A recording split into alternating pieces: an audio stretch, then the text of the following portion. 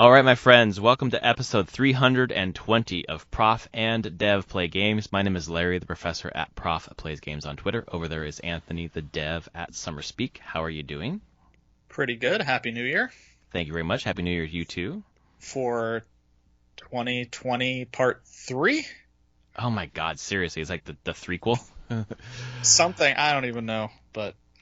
And yeah, Happy New Year. It's fine.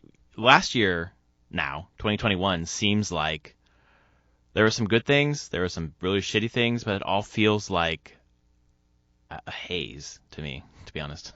I mean, honestly, time since the beginning of 2020 is all blurred and jumbled together. Right. Which, when we're going over like our game of the year this week, there is definitely 2 games on there that I'm like, oh right, that was this year. Right. It feels like so long ago. Yeah, I'm like, that couldn't be this year. Yeah. Oh, it is. Okay. So yeah, time really has no meaning right now. It's kind of crazy. Well, here's something else that'll blow your mind if I'm doing the math right. This is our 7th time doing a GOTY. Is that right? 7th time doing a GOTY episode? We did it in 2016, 2017, 18, 19, 20, 21, and now 22. I think so. It was 2016, because was the game of the year the first time I was on? Yes, exactly. Okay. So, I think wow, so. 7 years. What the fuck? No, stop. That doesn't make any sense to me at all. Started this podcast in 2015. Boy, cool shit. So anyway, this episode is all about GOTY, talking about the games that we played this year. Spoiler alert, I didn't play a lot of new games this year, and some of the new games I played many times, so I don't have a very long list. But, you have 5. I do have 5, yes. I think... I have 5. Cool. For sure. Okay, yeah, I got 5 for sure. I'm not sure if one of mine counts, but we're going to talk about it. But I think it does. Okay. Because I had to kick a different one off for the reason why I think this one doesn't count, but I'm going to keep it and see how it goes. We'll talk more about that later.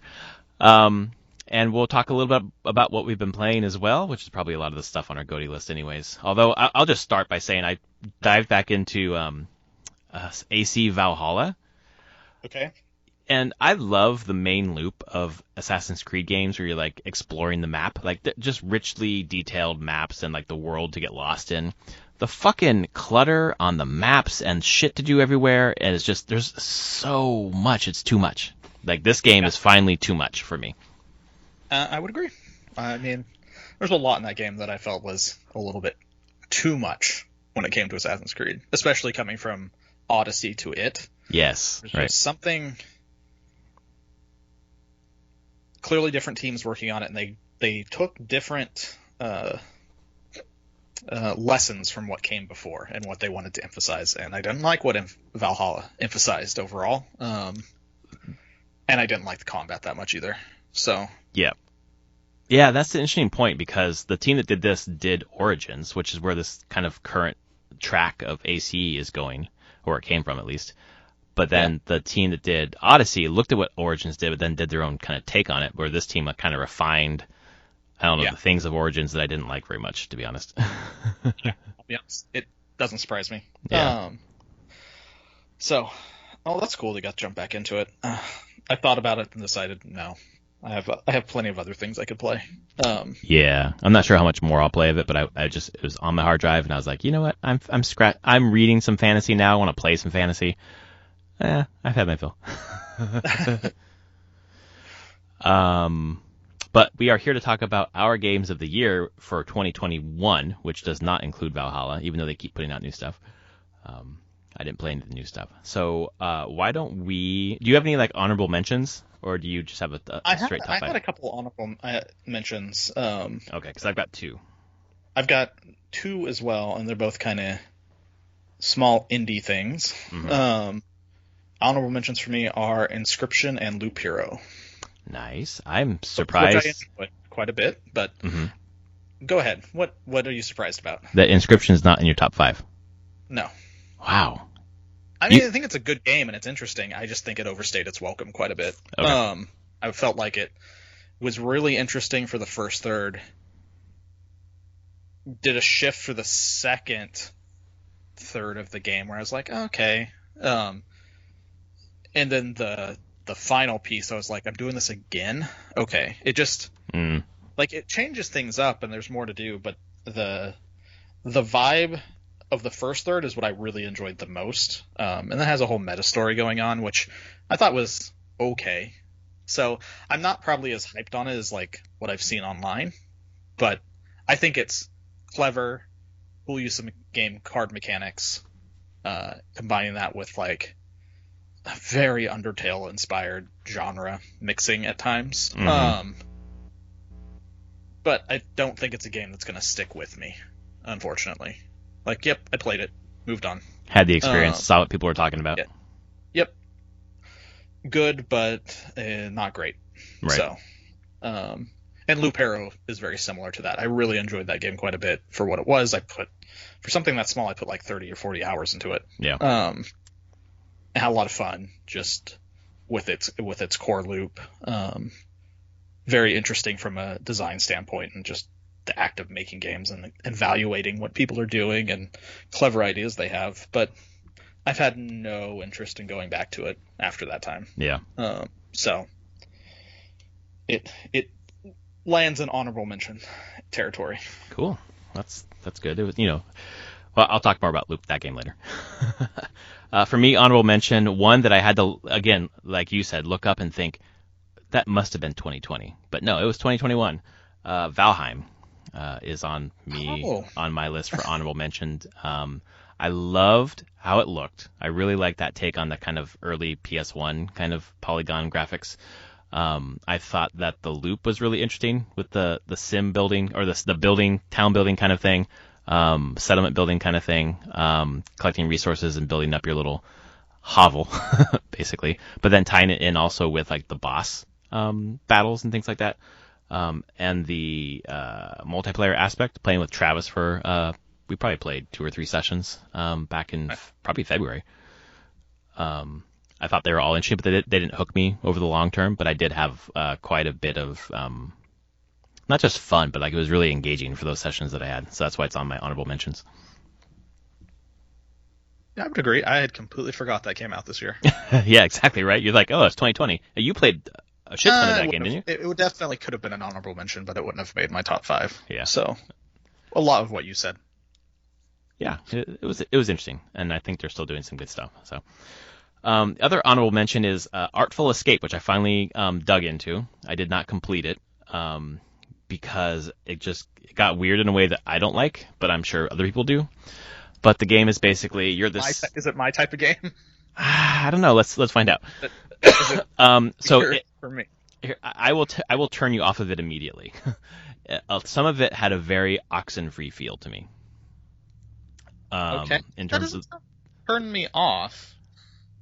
Slow moving, getting from place to place, and having the dialogue tree conversation where you the way that Oxenfree did it basically. Okay. So yeah, that's probably the worst that I would say about it in terms of that. So that doesn't turn you off. Maybe it will be interesting, but you're basically the nephew of a folk guitar singer who has passed away, and you're a folk guitarist too, and you're leading like a festival, like a yearly festival in his memory. It's really important to this small town because this guy came from there, and he's like the biggest person to ever come from there. So it's a big deal that you're following in his footsteps. And you don't really want to do folk music. You want to do like heavy metal shredding, fucking psychedelic music. So you're this guitarist kind of wrestling with that, going around town, getting ready for the festival. And then I don't know how spoilery I should get into this for you, Anthony specifically. It's fine. Okay. I don't care. So I'm gonna get into a couple of spoilers here. It's probably like an hour in. So you're kind of going through the first day, meeting people, figuring out how you're going to do the festival, kind of getting the idea that this guy wants to do more than just like folk acoustic music. And then you go to along the way, there are a couple like quick interstitials where it's like a 5-second static cut, and then there's like some bizarre like colors and sounds and like images that are like non sequiturs really. And then that first night you go to sleep, and then you are taken by aliens and you are going to lead like an intergalactic rock show. And when that happens, there's a little bit of story about that thing happening. You decide to go. Your character decides to go, and then you're riding rainbows through space, shredding on an electric guitar. And it's just like that's the mechanic. It just goes from this like kind of mundane, Oxenfree-ish kind of walk around to this fucking psychedelic, absolutely bizarre, floating through space, sliding through space on fucking rainbow, shredding on electric, like your highest, this is people who are high made this or like are enjoying this or whatever. And it just like that kind of like loot lost me completely, and I was like, all right, I'm done. I'm sure it like comes around eventually, but I really like the art style, and I like what's the right term here?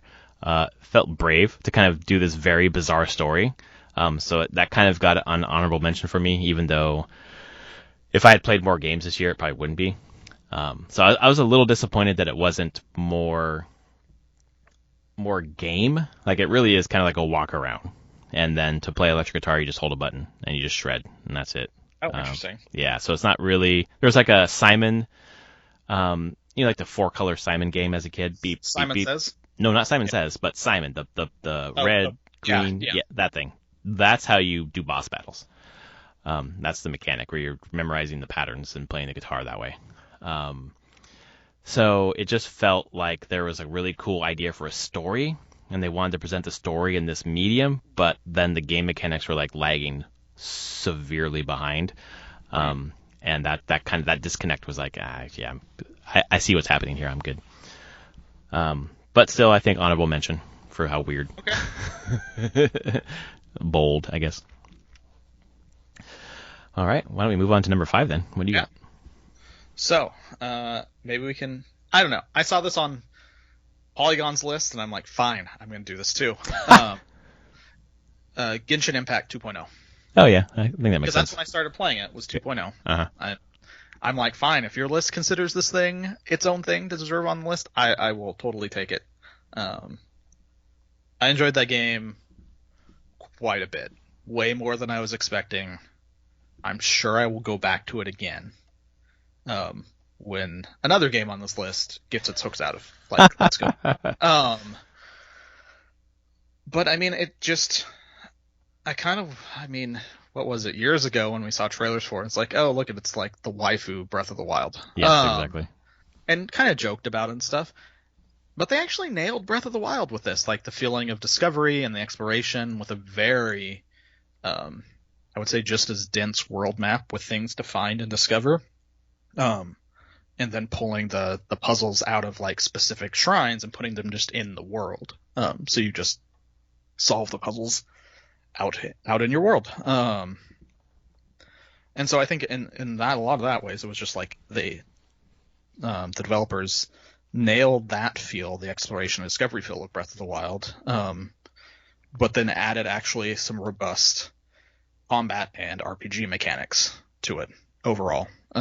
Yes, it has a mobile game and has grind to it, and honestly, that just free to play forever kind of grind to it. But they really tried to push it forward with giving it like deep character stories. I wouldn't say that they're like the most incredible stories out there, but there's just tons of voice acting, good voice acting, and actual like, hey, we're gonna do like a multi-part, multi-hour, in-depth character story about these different characters, and it feels good. So overall, I really enjoyed my time with it, and look forward to spending more time with it as they continue to expand it and add new parts of the world. So probably 3.0 will be sometime in the next 6 months, and it will probably add an entire new continent to the game. Oh, wow. Zone.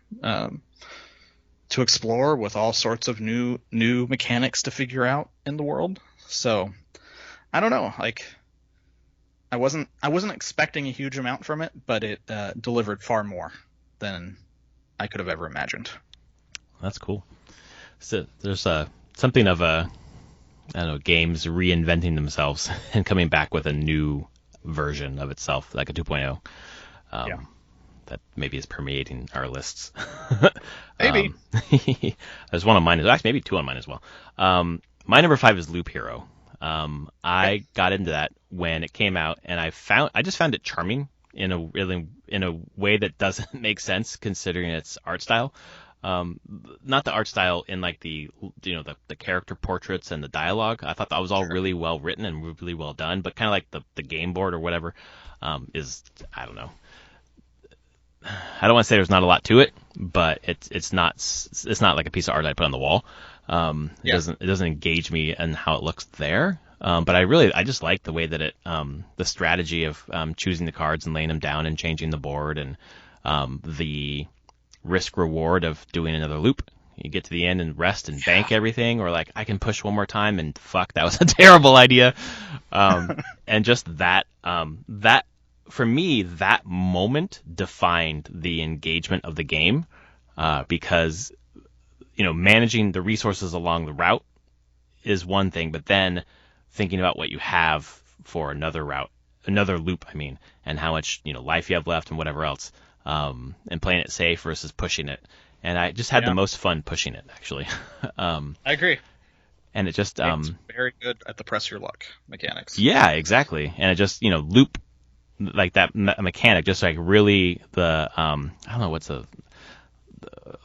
the fuck's that genre called, where it's just like you don't do anything. It's the not clicker, but no, it's clickers. Is it clicker? Okay. Yeah, like cookie clicker and things like that. Yeah. Okay. It's idle games. Thank you. Fuck, there's the term. Idle games. Like I thought it was pretty engaging for an idle game.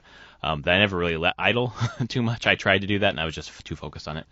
I didn't play it for nearly as long as you did, but I had quite a bit of fun with the time that I played with it. And it was one of the few kind of indie games that I got kind of on release this year. So it was nice to be engaged with the discussion of the game in the moment when it was happening. That was kind of fun. So that's my number 5. Yeah. My number 4, which I think you'll be surprised is not higher on the list. Metroid Dread. Oh. Yeah, it's top 5, mm-hmm. but it is not, for me, it is not the best Metroid game I've played. Yeah. I think it is.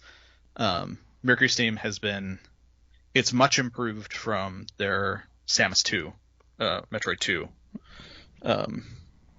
remaster that they did for the 3DS. And I like it quite a bit more than, I think it's on the good half of Metroid games, mm-hmm. for sure.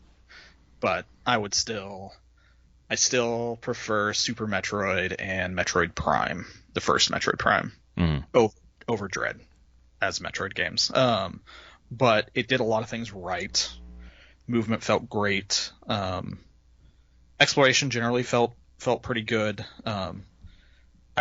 We've talked about it on the cast before, like once you notice that they're boxing you into certain areas, it can kind of get a little frustrating. Yep.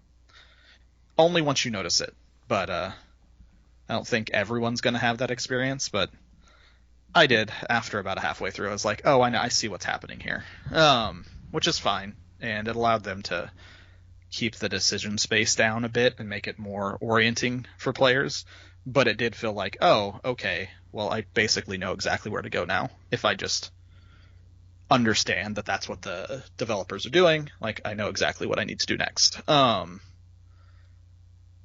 And there's something about a Metroid game having a level of exploration to go around. And there's a lot of times when I wanted to explore that I just couldn't explore because the way the level had, the world map had been gated off at the time. Right. So it's fine. But I think it looks great, runs great. Combat and movement feel wonderful, and I am so looking forward to if the devs get another chance at another Metroid, because I think third time could be the charm. Like, they're definitely on the trajectory, and they understand the genre and the game to make something amazing. That last sentence you just said, that's gonna feature into the end of my list. So I'm glad that you brought it up, okay. And I want to come back to that point later. I think that's a really good like the good games that you play, and you're like, you're just almost there, you know? Yeah. That's a good point. I mean, we saw it with Metroid 2 with them. Oh yeah. Like, that made it so like, okay, you kind of you understand what you're doing here. Like you've figured out. I feel like Dread is them being like given enough freedom where they can start showing what they're capable of. And I feel like building as a team, probably building confidence that they can do this and do it well. And I hope they get that third chance to just knock it out of the park. Yeah. Yeah, I hope they do too. I know that they're working on a new project with some other publisher right now, like 505 maybe, or somebody else, maybe Microsoft. I can't remember. It was surprising. It wasn't like we're on to the next Metroid or whatever. I think Nintendo would take their time. Yeah, to see how this one plays out. Oh, and plus that they want Prime to be the next one. They've already got the next Metroid basically going. Yeah. So hopefully. For me, number 4, and this is the one that I'm not sure if it counts or not. I'm going to count it, and we'll, whatever. We can talk about it. But it's Miitopia for the Switch. I'm pretty sure Miitopia came out for the 3DS a long time ago, so I'm not sure how much this has added to that one. I never played that one, or even like, I don't know, knew much about it really. And it's not like, I don't know, the deepest or best game that you've ever played, but it's fun as fuck. The game with my daughter was such a romp. We played it like consistently for about a month. And the fact that you could just like make your own characters, give them just like a flavor of a story, and have them interact with other characters. And, Taylor Hawkins ended up being in love with this horse, and my daughter thought that was the funniest shit ever. And she got really sad when Dave Grohl and Taylor Hawkins would fight. The mechanics are so simple. My daughter, you just press B, and she would like press B, and then there's a menu that pops up, and she would go down and choose the one that she, I'd say choose the second item, and she would go down and choose the second item to do this spell or whatever. So it was easy. It was like baby's first RPG, literally, and it is her first RPG. And she just loved the concept of them leveling up, and especially getting new gear. And thank God that the new gear you could keep the new stats, but use the old look, because my daughter loved the old look, but yeah, daddy wanted the stronger stats. So it worked to our advantage. And it's just a cool, during the day, go through doing the battle, and at night do like social stuff. So she was able to have her characters interact with each other. I could just see the spark of like, in 10 years, like RPGs are going to be this girl's thing.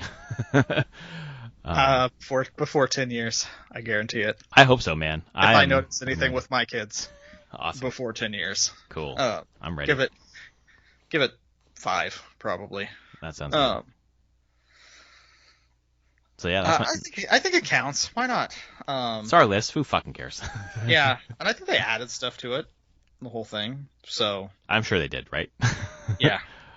So yeah, well worth it for if you've got younger kids around. If you're just like, I don't know how engaging it is for like you, for example, but with a younger family member, it's fun.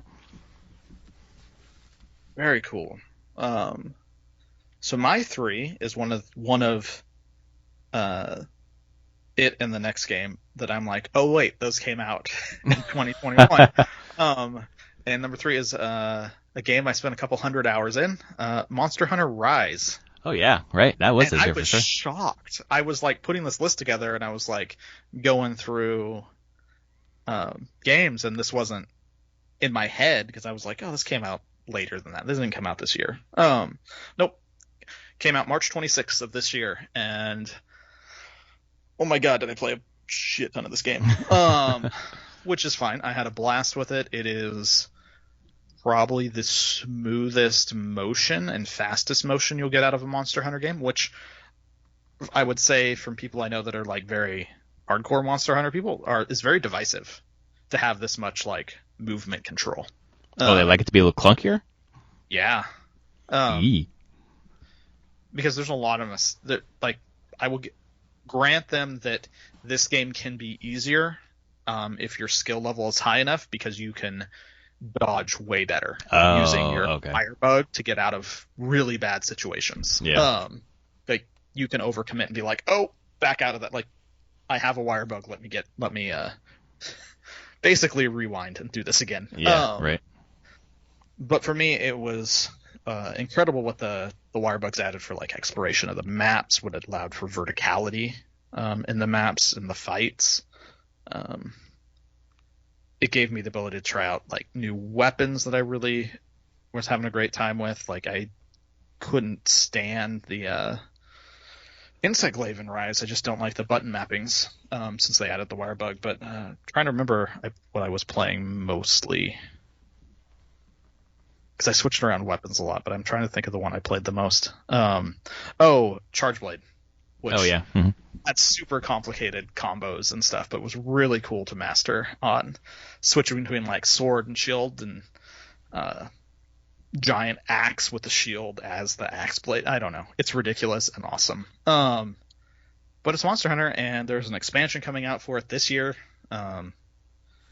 which I'll get, but I don't know if I'll get it on Switch or if I'll get it on PC.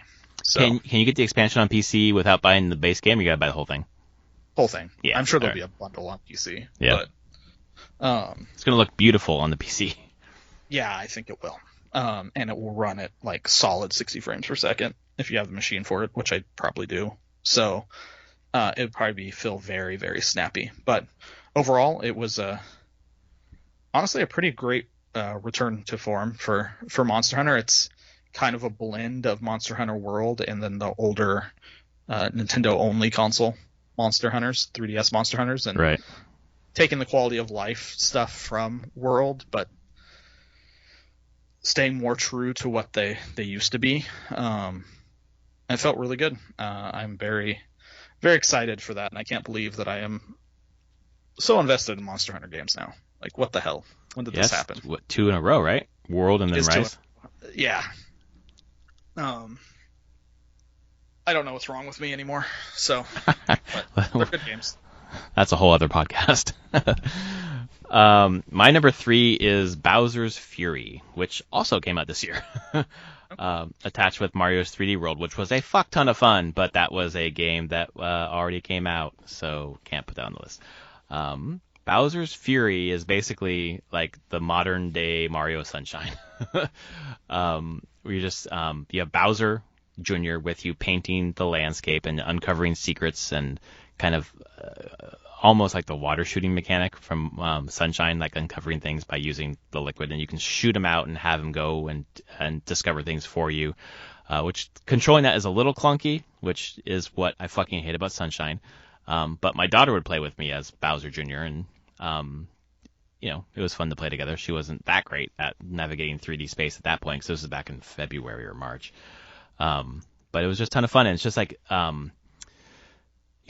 new 3D Mario game came out this year. It was Bowser's Fury, and it was fucking great because the puzzles, the way that they like divided up the world to like uncover new pieces of it as Bowser came out at night, basically this cycle of him coming out of the goo to battle you and shoot fireballs at you, like that whole battle process. Not only were you supposed to defeat him and kind of advance the storyline, but then that battle is the only way that you could uncover certain parts of the landscape and get new tokens to unlock new things in the game as you move forward. And the way that they kind of how the environment was a puzzle as you move through each stage to find all of the, I forget what it was, like red coins or blue coins or whatever. I'm getting it mixed up with Mario 64 now. I was also playing it this year. Was pretty engaging because it wasn't always the same moving forward. And then of course my daughter just liked jumping on Plessy and riding around in the water and doing all the different water activities. But every time we did that, we'd always find some new coin or some new piece that we had been missing. So it was kind of cool to discover little things along the way. It's kind of like Breath of the Wild in that way, where you're kind of going in one direction and along the way you find just a couple of random things that kind of make that journey enjoyable. Yep, it never feels like exploring is a waste. No, you always get something out of it. That feels great in those kind of games. So yeah, it's kind of like a juxtaposed with on Saturdays now. My daughter and I are playing Breath of the Wild together, And this last Saturday, we spawned in. We were out at the beach, like Nucleotide Beach, I think, next to Lurelin Village. And she just wanted to hang on the beach. And I was like, I kind of want to like go to the shrines that are nearby, or like kind of move forward in the story. She's like, nope, I just want to explore the beach. I'm like, okay. And we just found a ton of cool shit. Some different enemies, some different cooking ingredients, which she's still stoked about. And she got a little blue baby Link, which is what she calls Breath of the Wild Link, sticker for Christmas with a cooking pot, and she was just stoked about that because that's what she loves to do in that fucking game. And it reminded me of that, I don't know, mechanic in Bowser's Fury, where it's just like little things along the way that were just fun, and we're not really like the main goal, but like it for 30 minutes that was fun as shit for us to do. So Bowser's Fury is my number 3. Okay. My number 2, also forgot that came out this year until I was looking. Persona 5 Strikers. Oh yeah, dude. Oh, and PS Plus people are getting that for free this month. It sounds like it. Play the shit out of it. It is less Muso, more Persona 5 than say like Hyrule Warriors was, or what was the Fire Emblem one? Fire Emblem Warriors. Warriors, yeah. Those are very Muso games with a coating of Zelda and Fire Emblem on them. Yes. Characters and stuff. Persona 5 Strikers is not that. It's kind of the other way. It's Persona 5, those characters and everything, and what you've come to love about that series, like the dungeons and infiltrations, but with a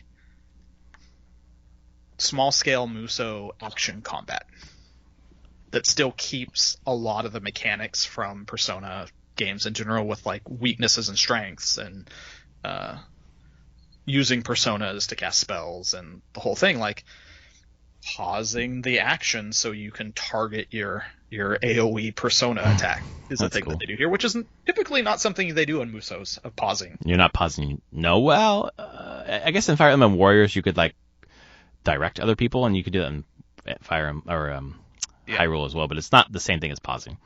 Yeah, this is just like straight pausing. Like everything on screen stops, and you can smoothly select where you want to place your AoE down. So it has a very different feel from the other ones that kind of mix in, and just it is more Persona 5. And honestly, I finished it. I remember finishing it and being like having tears because of knowing this is the last time I'm going to be with these characters. And this was such a good ending to those, like the whole combined Persona 5 Royal, and Strikers, and just being like, this was incredible. These characters are amazing. The Strikers adds to the characters and creates a very compelling new story. I don't know. I'm happy that it came out this year. I put it on the list and it wasn't last year. And it makes me go like, man, I need to play more of that, because I was close to platinuming it. Oh shit, you better get that platinum. I just had some grinding to do to platinum it. That's all I had to do, was basically probably do a couple hours of fighting the same boss over and over again to get rapid levels. Yeah.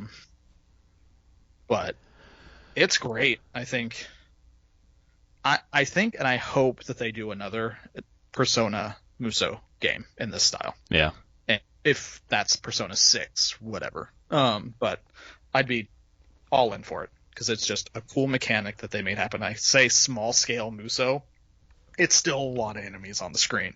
It's just confined into a smaller map space. Well, it's honestly, like urban, like the first urban one, right? Really, of the Muso. Yeah, it feels more brawly than big giant battles. That's cool. So yeah. People who are picking up on PS Plus, like if they haven't played Persona 5, they shouldn't play this game, right? Probably not. I mean, that's the thing. I don't think it does. I think you'll be lost whenever or not notice when it's talking about the previous game and things that happen there. Unless there's a couple points where it just directly talks about it. But I think you'll miss out on a lot of the like character in jokes and the like time that you build with those characters and understand like they are. Like that's the thing. You're jumping in for the last chunk of the story. Exactly. but it's hard to say. Yeah, before you play this, go play 120 hours of a JRPG. Right, play And Persona 5 and then play Persona 5 Royal and then play no, this. you can just play Royal from the Oh, get-go. okay. That's fine. You don't. Royal's just an addition onto the base game. So if everyone plays now, they should always just start with Royal. Yeah. It's a better experience overall. But that's still 120 hours. And a lot of people don't have the patience for that. So, but hopefully if it's free and people just play it, they'll just enjoy it in general. Right. Because I did a lot. I really did. So yeah, that's my number 2. All right. My number 1 and number 2, I went back and forth so many fucking times. And I honestly 5 minutes ago decided. My number 2 is Metroid Dread. Okay. Metroid Dread it's a banger. It is a game that I've picked up multiple times over the past month and a half, when I've had game time alone and just fell into it. Like, I love the environment. I love the movement. I think that the combat is just on the edge of overwhelming, but doesn't quite get there. Like the Metroid 2 remake I thought the combat was overwhelming on the 3DS, which we talked about before in terms of the fucking wrangling the controller.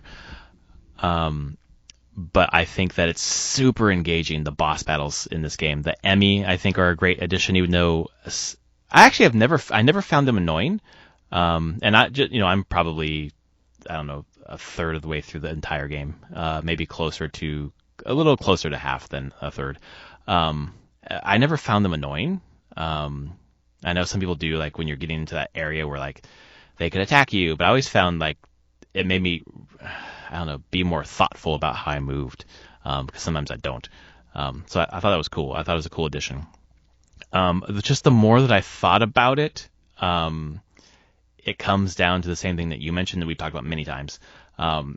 Comparing this to Super Metroid, which Super Metroid is like one of the top 5 games of my life. I love that game. It doesn't hold your hand anywhere. And because you get lost in the world, like literally lost, you get lost figuratively into the world. Like, it's just like you get absorbed into it. And I don't find that happening as much in Metroid Dread, because I can see what the game developers are doing more than I wish I did. And the only parallel I have now is, like, because I'm making music so much now, when I listen to music, I know what they're doing. I can hear what they're doing. I can hear the effects. I can hear the layers. And it kind of removes me a little bit from, like, enjoying music for music's sake, and more I'm thinking about it analytically. And I think what you said earlier really, like, resonated with me, where I thought Metroid 2, like, they're all great games. Like, they're all upper echelon games in general. But Metroid 2 wasn't super for me, because I felt like there were some things that made it difficult for me to engage with.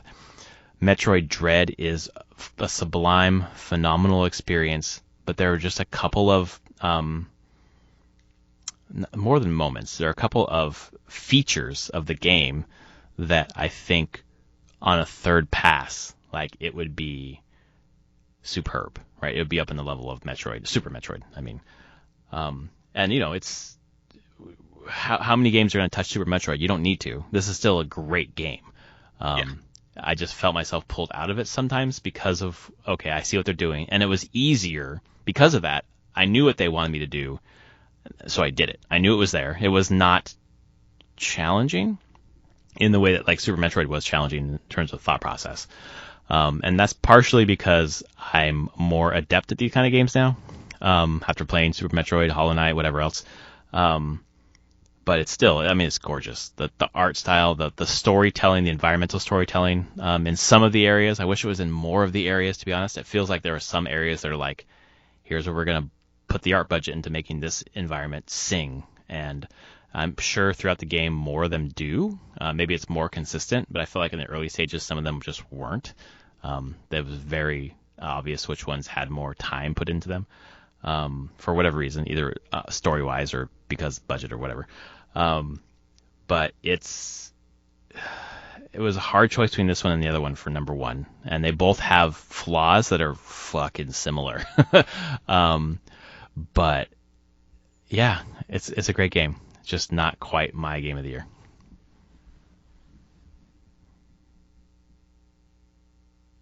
Okay. That was number 2, right? That was my number 2. Yep. All right. I mean, you know what my number 1's going to be. I do, but I don't want to spoil it for anyone. The game that I've spent 600 hours in, my game of the year, and what was not on the Polygon list for whatever goddamn reason. I'm pissed at that this is not there. Is Final Fantasy XIV Endwalker, and is yeah. Who could have guessed? I was say, is anyone surprised who's listening right now? Should be surprised. It is one of the best game experiences I've probably had in my life. Wow. It's in the top 5. Wow. Like, just from a experience of just sticking the landing on a story that just is so epic with such good characters that you care about. Like, they built the care on it. It's like what I wish Game of Thrones would have been. Oh my god. Here we go again. I care about characters. Well, you stay.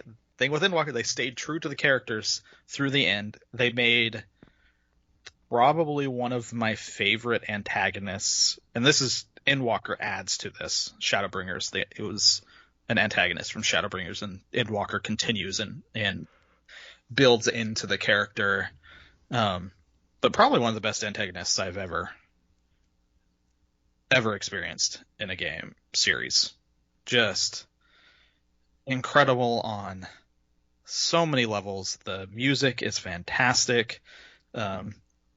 It's doing things that I don't think people would ever expect an MMO to be able to do. I never expected an MMO to tell a story like this. Yeah. And it's because they just said, we're going to tell our story. We might just happen to be an MMO to do it. So as soon as I started divorcing myself from the well, if you're an MMO, you have to tell your story this way, and being like, no, they're telling their story the way they want to tell their story, and my combat system is an MMO combat system. Okay, right. Let's go now. Just like every other Final Fantasy game has a different combat system. 14's combat is done. It's an MMO style. And in Endwalker, you actually even have a party for a lot of it. NPCs follow you around. You talk to them. They talk as they're going and comment on vistas and different parts of cities. And you can run every dungeon with a party made up of your companions, the characters you've spent hundreds of hours with at this point.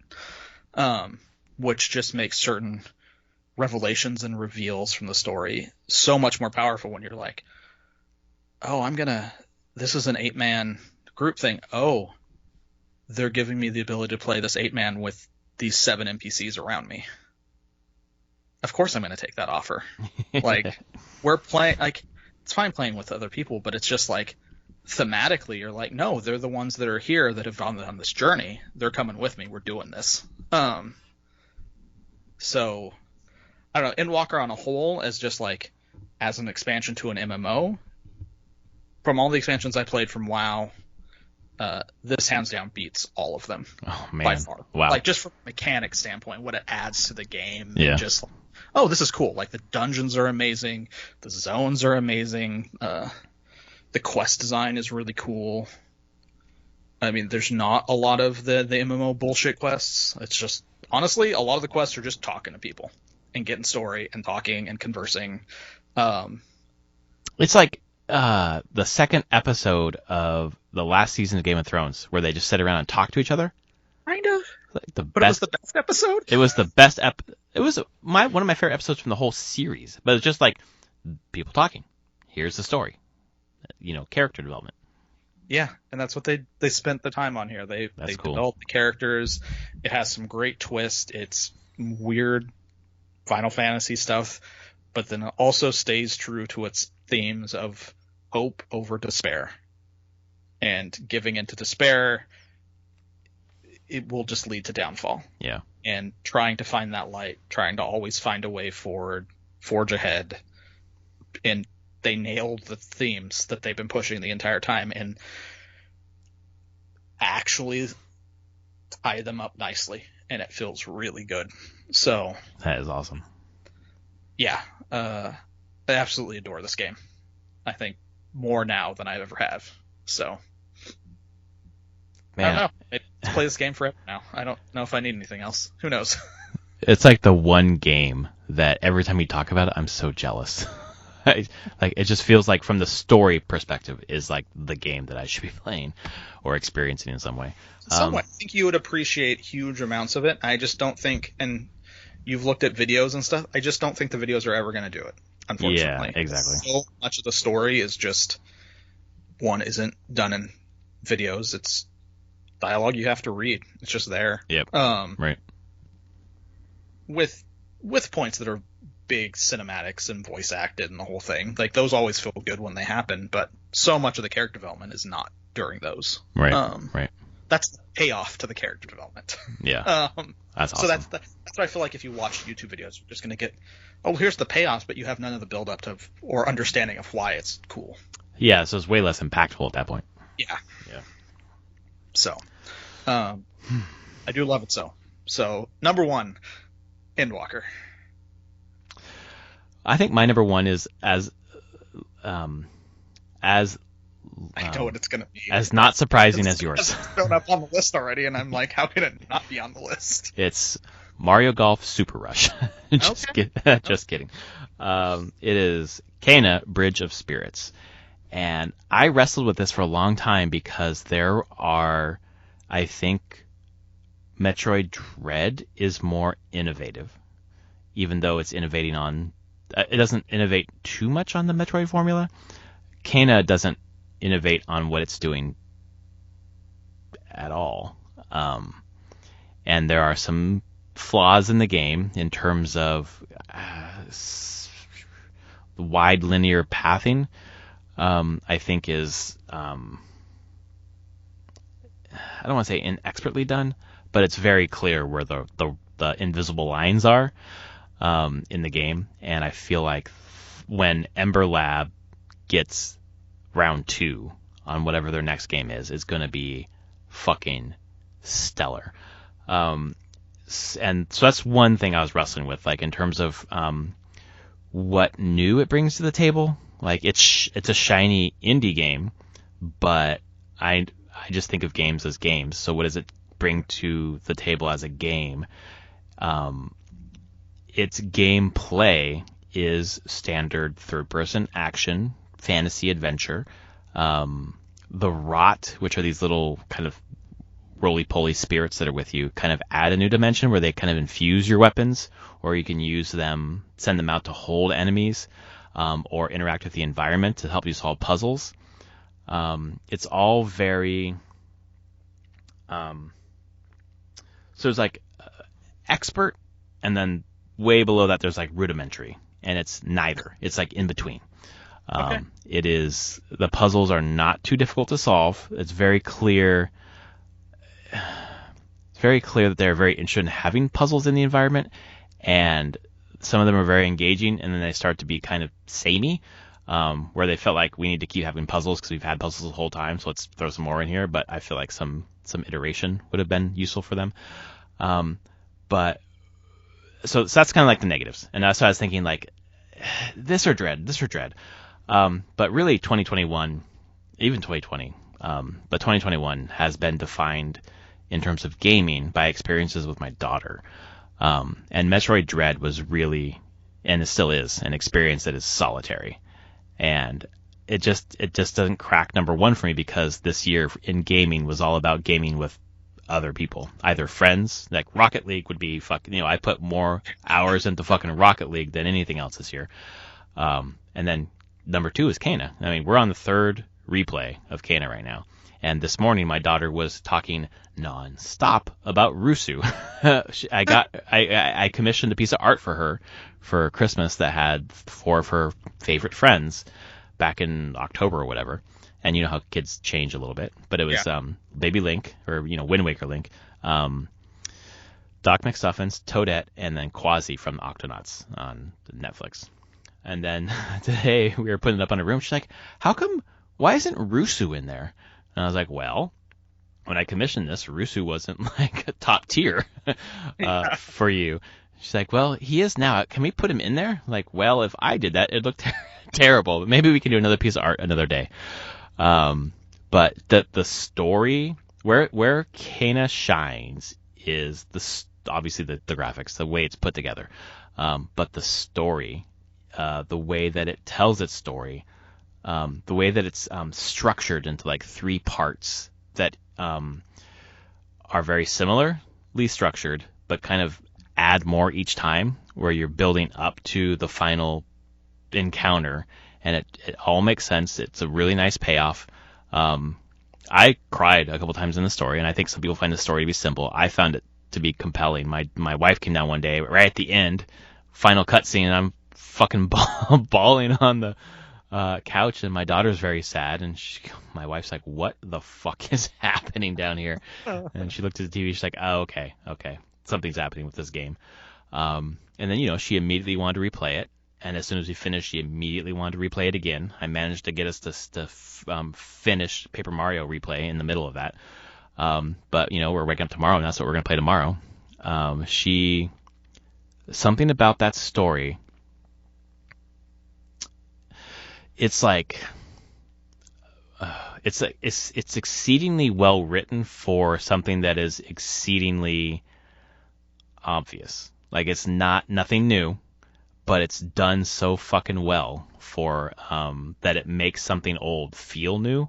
And obviously for my daughter it's new, but I'm thinking about it from a 40-year-old man perspective, who's seen games and seen fantasy stories.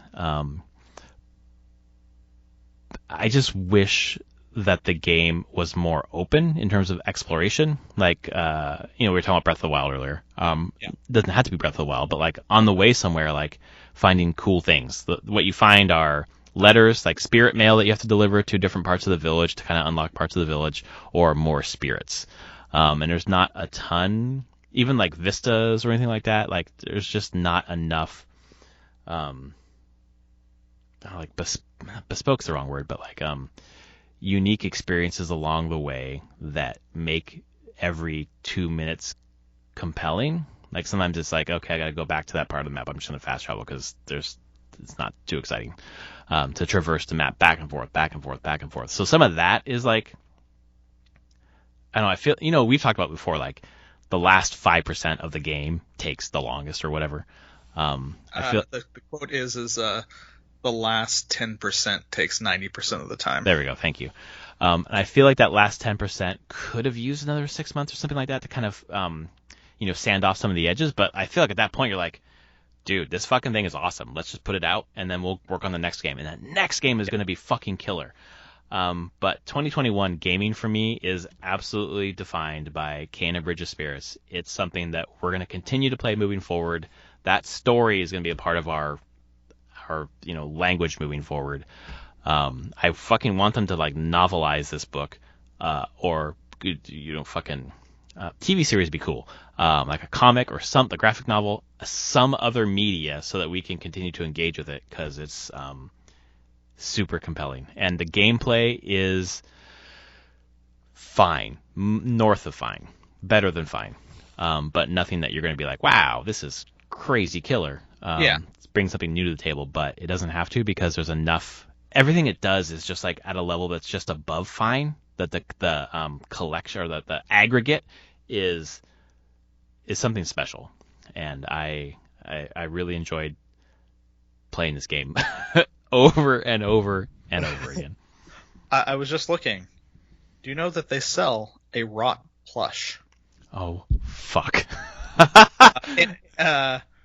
Ember Lab has a link at the top of their webpage, emberlab.com, that goes to merch. No shit. And they don't have a lot. They have a glass, a t-shirt, a rot figurine, a rot plush, a rot pin, and LED keychains. But I'm pretty sure a rot plush would be... Yeah, I'm buying that tonight, man. Oh, man, that's awesome. That's cute. Holy crap. That's an interesting choice, because there are so many different rot that you get throughout the game, so they're obviously ever present. But like the character design of all the characters, like I sent you the picture. My daughter found, we were walking through Balboa Park, and there was a table, and they were selling, one table was selling Jack Skellington figurines, so she's like obsessed with Jack Skellington right now, even though she's never seen Nightmare Before Christmas at all. But next door to it were these masks, and she just bye Jack, beeline to the mask and turned to me and said, "Daddy, it's Taro's mask." And Taro's one of the characters from the game, and you interact with this mask quite a bit. It was fairly like it, but not exactly like it. And she was just like obsessed with it, and still is wearing it. And the character design of Benisaya, Taro, and Rusu from the first arc, and then Adira and her friend, I can't remember her name, in the second arc, and then Toshi and Zaju in the third arc, which these names don't mean anything to you, but those are the characters in those 3 different story arcs from the game, and they're so well designed and so distinct. The Rot isn't. So choosing the Rot as the plush as opposed to like Rusu or something, I guess it's less intricate, maybe easier to make. That's the easy thing. It's easy to manufacture. Yeah. It can be made and easy to manufacture. Yeah, that's probably what they're it is. sold out anyway, so good luck. Fuck! But yes, they have a small amount of merch. You can hold on to that for maybe a later date. Yeah, exactly.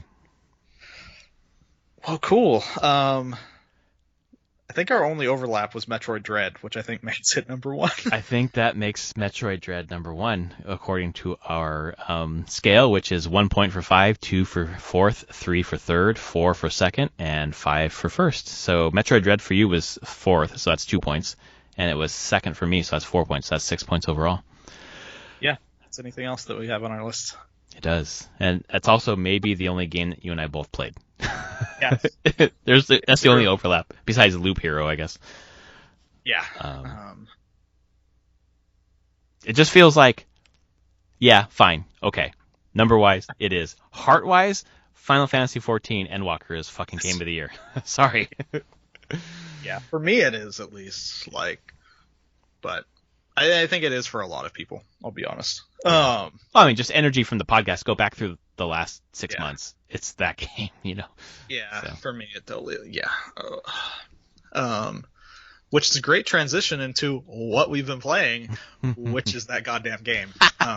Because I beat it, and then I was like, well, I don't think I'm done. And I decided, I was like, I have 2 weeks off of work. What am I going to do? Well, beyond the chores I've had to do around the house and stuff, and holidays and family obligations there.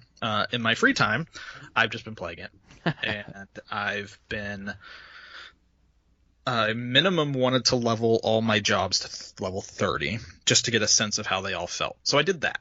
So every job I have now at least at level 30, which isn't a huge commitment. It's probably a few hours, 4 or 5 hours each job, potentially. Uh-huh. With one of the jobs I got up, 2 of them, I decided, I was like, oh, I like these, which was the Bard, Archer, which turns to Bard. It's nothing like a D&D Bard. Oh, you're like a ranged DPS class. You use bows, which is Bard for Final Fantasy. But you do songs and everything. So like you do group-wide buffs by doing songs, but you're a ranged DPS. So I got that up to 50, and then I've been playing Paladin, and I'm at level 77 with the Paladin. Level cap's 90, so I'm leveling that Paladin to 90. But doing that, I have now re-experienced different parts of the game, that I didn't do on my mainline run with my White Mage to 90. I've done, over the past 5 days, 3 24-man raids, which in WoW terms, that would have been like, oh my god, you're just picking up group to run this raid. It's been great in Final Fantasy. Like, the raids are simpler. The mechanics are much more telegraphed, so you can just run with randos and have a great time. Oh, that's good. And I was just main tank. Like, in a 24-man raid, it's not like you're all just one 24-person group. You're 24 people in a dungeon, but you're split into 3 8-man groups. So, like, you really only focus on your group, and mechanics are designed around, there are 3 groups in this fight. So, each one might pick up a different 3 ads will spawn. Each group takes one of the ads.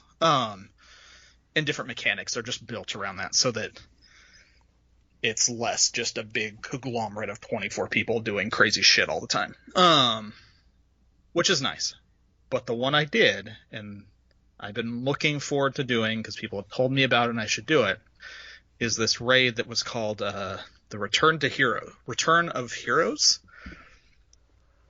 It's a continuation of Final Fantasy Tactics. What? Yeah. Of the story? It's the guy who made Final Fantasy Tactics. He came in and made this raid series, and it combines the lore of Tactics and 12, which he also made, Final Fantasy 12, into it. Kind of merges them together in some ways, and it kind of tells I wouldn't call it a full sequel of Final Fantasy Tactics, but it does nicely continue the story. Through some weird stuff that I wasn't sure was going to work, but I loved it. In the end, I was like, holy shit. I actually got, in a weird way, a conclusion to the story of Tactics. And like an epilogue more than anything. Wow. Great, and it was so cool. And that's something you didn't experience at all the first time, because it's not... No, you don't have to. It's not mainline. Yeah, wow. Wow. And it has so much story. Like, I do one of these raids, and the raids take like 45 minutes. That's not that long.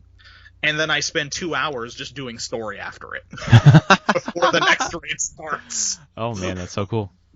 Which I've heard is pretty common in Final Fantasy raids. Like, they pack a ton of story into them. They don't make them just like, oh, you go into the thing and beat the bosses and you're done. It's like they try to contextualize it into the world. Story is paramount to everything they do in the game. So they're going to spend the time to build up the characters in this raid and who they are. They bring in... I wouldn't say they bring in characters from Tactics, but they talk about characters from Tactics. And speak a lot of the lore of Tactics and how that influences and how that ties into the world of Final Fantasy XIV. But then all that ties into Final Fantasy XII. I guess spoilers for people, Fran shows up from 12. Mm-hmm. Like the actual Fran from 12, or her interpretation in 14. Mm-hmm. And how Final Fantasy XII's world ties into the Tactics world, and why Ivalice of 12 and Tactics are kind of the same thing, just in different time periods. Wow. Just stuff that I'm sure isn't considered full canon for those games, but this is written and developed by the guy who made both those games. So kind of feels like canon, doesn't it? Yeah, I'm like, oh, you don't want to call it canon, but yeah, I'll consider it canon. Right. Like, it's now your head canon. It is my head canon. It was his canon, clearly, and clearly he had more he wanted to say, and he did. And that's been exceptional. Like, that's just a side thing that I did, and I was like, this is amazing. I love it. And the fights were really cool. God, I had a lot of fun with those. But I've been doing a lot of the side stuff as I've been leveling up my paladin as this other job. Stuff that I'd missed, I hadn't done, so that's been a lot of fun. I'm trying to think of other pieces to the whole thing. I don't know, there's always just stuff to do in the game. There's so much content. Yeah. And so much of it's not required. It's just like, do you want to do it now? Go right ahead. Like, I'm sure I could think of like, oh, this is the optimal way you should do this stuff, but it doesn't matter. Like, the game respects your time and isn't looking for you to optimize your playing of it. It's just like, no, just play. Do what you feel like doing today. And have a good time. And I have been. When I hit level 80, I'll probably try the 24-man Nier raids. As in Nier Automata. Yeah. Ooh, okay. Yeah. There's 3 raids that the guy who made those games, why can't I think of his name?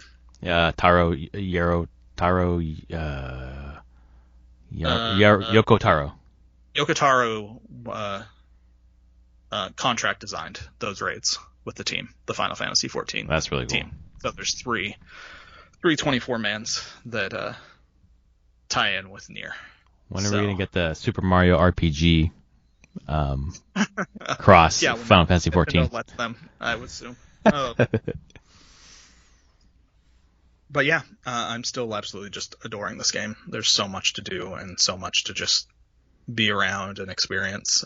Damn, dude. Now it looks like Travis is going to be playing some. Yeah, he got I was into your able to make it server. on my server too, so I'll put out the thing that it'll probably, if he's continuing to play, it will be a while before he hits his first like group up point. Like it's like level 20 is when you're required to go into a dungeon for the first time to continue the story.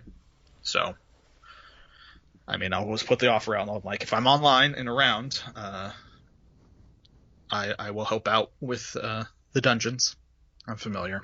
So, Right. but for the most part, it's not a game where you spend a lot of time in group. So, Right. You're soloing a lot. unless you want to, like you can. But. It's cool that you have the option to. Like the fucking thing about Destiny, among other things or whatever. I liked the game gunplay and like the single player content, but then like the best shit I couldn't do. Yeah. You know, the fucking raids. So I feel like I've missed out on that shit. I mean, it would probably just be story that disappointed you. So You know what? When you put it that way, you've lowered my disappointment. I mean, I hate to say it, but it's true. Yeah, no, you're right. It's like you get to aw. you get to the end of it, like here's a grimoire card. You read this offline. Fuck. Yeah. Yeah, you're right. But I think So- I think mechanically though it was pretty compelling. But anyway, Yeah. we don't But need yeah, to talk about that's Destiny. whatever. That's what I've done. That's what I've been playing.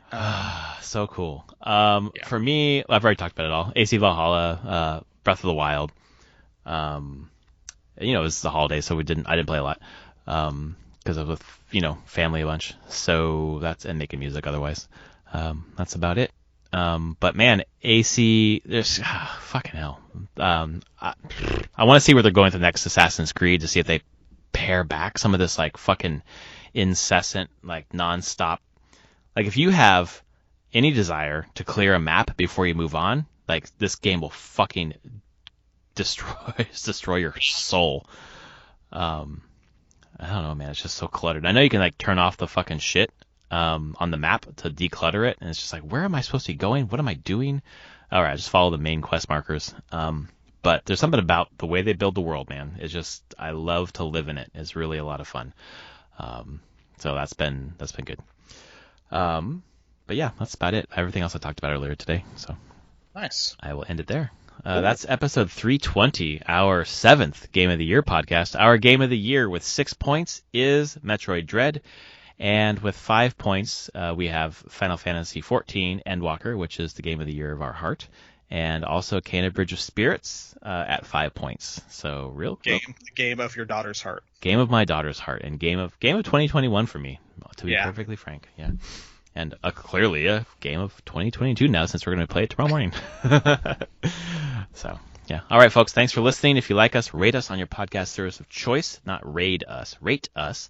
And tell a friend or two. And we are looking forward to a fucking unbelievable 2022, because every game that got pushed out of 2021 is going to blow us away. Oh. This is 2017 all over again, man. Yeah, kind of. Holy shit. All right. All right, folks. We will talk to you next week. All right. Later, everyone.